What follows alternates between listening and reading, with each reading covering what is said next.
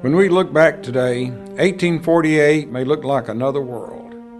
Our nation of 29 states was less than 75 years old. The electric lights, the telephone, the combustion engine were many years away. Preachers like Charles Spurgeon, D.L. Moody had not even begun to shave. But to really understand the birth of Concord Baptist Church in this community, we need to go back another 10 years. There were so few people in the community then. I mean, it was just farmland, and neighbors might be 5 or 6 miles away or more. And so there was no church, so they did go to the mission for church services. In 1838, President Jackson's forced removal of the Cherokee Indians led to the close of the Brainerd Mission. It also closed the doors of their chapel. Along with many others, a group of farmers in the Hickory Valley area were left without a church. So then they started meeting in brush arbors and in people's homes in the bad weather. They just took and put posts down and then covered it with the branches, and that was the brush arbor. Eventually, a log cabin was built for meetings. By 1848, the group officially decided to charter the Baptist Church at Concord. The first Sunday school in the area began the very next year, with Mr. A.S. Wilkins providing for the literature as he had the land for the church. It was just almost a family thing when they first formed the church. And then when they got their first minister, Scruggs, he was a part of them too. He was a brother-in-law to this Wilkins. Pastor Scruggs' son recalls his father studying diligently every night by candlelight. His first earnings were used to buy a New Testament, and in his words, he became a Baptist because with that book in his hand, he could be nothing else. On Saturday night, they met, or late Saturday afternoon, and they did all their business and talked about all their members and who was sick and who wasn't. And then on Sunday, they had the preaching. And they only did that once a month. And that preacher moved around from church to church. There wasn't other churches, though. Well, where they could travel more or less, where they could come in, say, 3 or 4 hours by wagon or whatever, they came to Concord. But they weren't the only ones who came to Concord. During the Civil War, the log meeting house was used as a smallpox hospital by federal troops. Fearing contamination, the church officers burned down the building and replaced it with a frame building in 1869. That building served the church until 1909, when a thoroughly modern building was built with electric lights, fans, and a hot air system. Many of our members still remember services in the old white church. It was about the only time women went anywhere, because we stayed home, and we really dressed up on Sunday, and dressed the kids up too.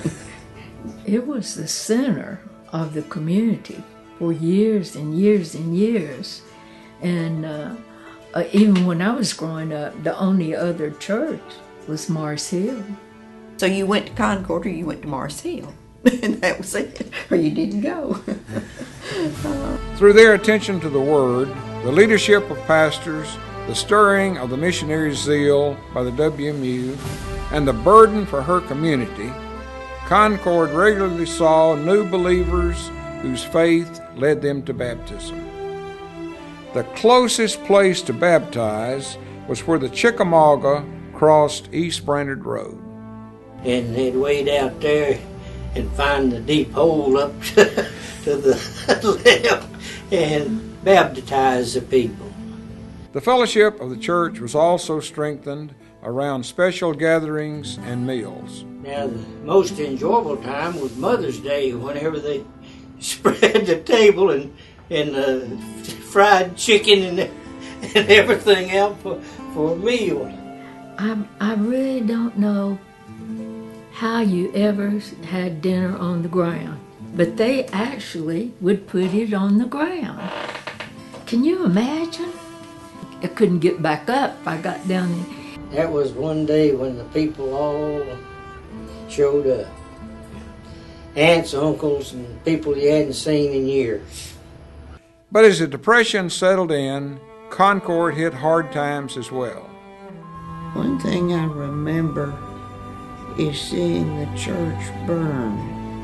And I think out of that sad experience really grew some cohesiveness in the church family, working together and struggling together to put a church building back together.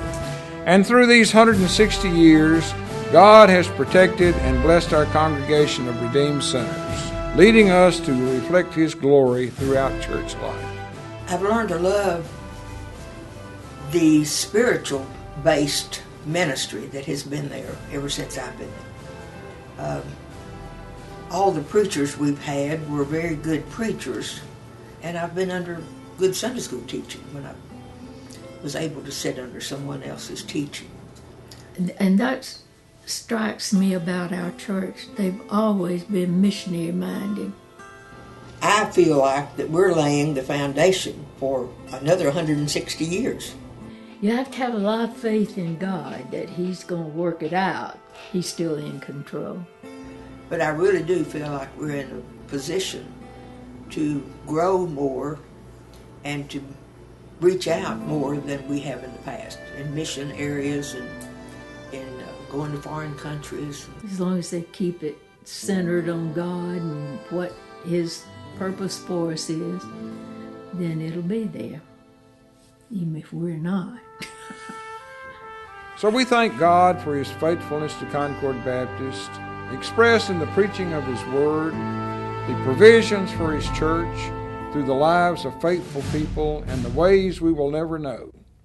We agree with Jeremiah, "I call to mind, and therefore I have hope. The steadfast love of the Lord never ceases. His mercies never come to an end. They are new every morning. Great is your faithfulness. The Lord is my portion, says my soul. Therefore I will hope in Him."